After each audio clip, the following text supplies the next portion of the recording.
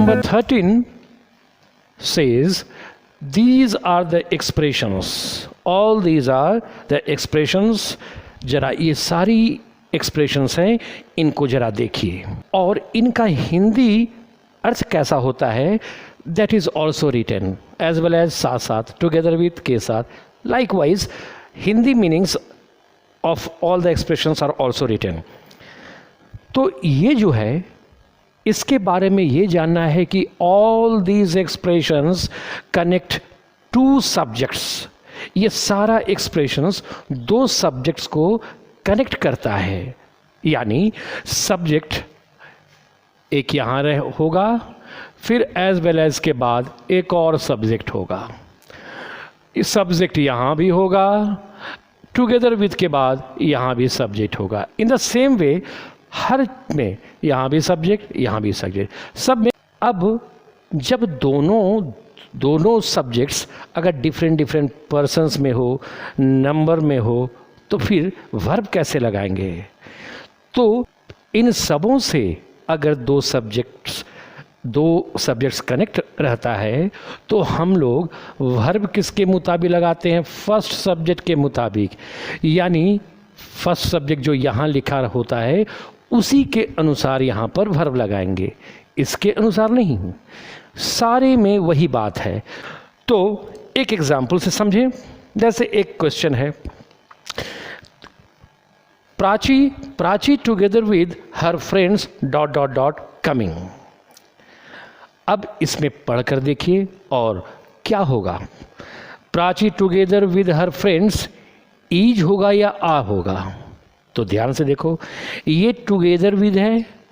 Together with दो subject को connect करता है, एक यहाँ सब्जेक्ट है या यहाँ सब्जेक्ट है.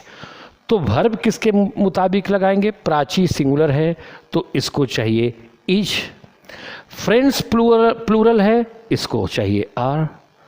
तो वही कहता है कि फर्स्ट सब्जेक्ट प्राची के मुताबिक हम लोग ईज लगाएंगे, ना कि हर फ्रेंड्स के मुताबिक हम लोग आ लगाएंगे.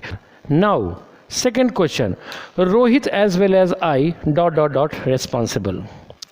अब यहाँ भी एज वेल एज है, this expression as well as, यहाँ देखो एज वेल एज. तो एज वेल एज से एक रोहित ऐड है, एक रोहित है और फिर आई. ये दो सब्जेक्ट कनेक्ट है एज वेल एज से. तो अब वर्ब रोहित के अनुसार या आई के अनुसार लगाएंगे. This what we have to know through this rule. First subject के मुताबिक, फर्स्ट सब्जेक्ट रोहित है, आई तो सेकंड है, उसके बाद है, रोहित के मुताबिक लगाएंगे इज. तो इसका the answer of this question will be is. Rohit as well as I is responsible. It sounds a little peculiar that we are using is with I, है ना? तो ये but the rule says first subject के मुताबिक. सो ध्यान में रखना है, वो peculiar या कुछ भी लगे. They rather than my brother ... ready for this. Now once again, rather than के बजाय rather than से यहाँ भी सब्जेक्ट, यहाँ भी सब्जेक्ट. तो देखो यहाँ भी सब्जेक्ट है और यहाँ भी सब्जेक्ट है. But as per the rule we shall use V1 verb according to the first subject दे. इट मीन्स यहाँ डाल दो आर, यानी answer will be are. They rather than my brother are ready for this. मेरे भाई, वे लोग, मेरे भाई के बजाय वे लोग इसके लिए तैयार हैं. तो इस तरीके से हम लोग को ये बात सीखना है.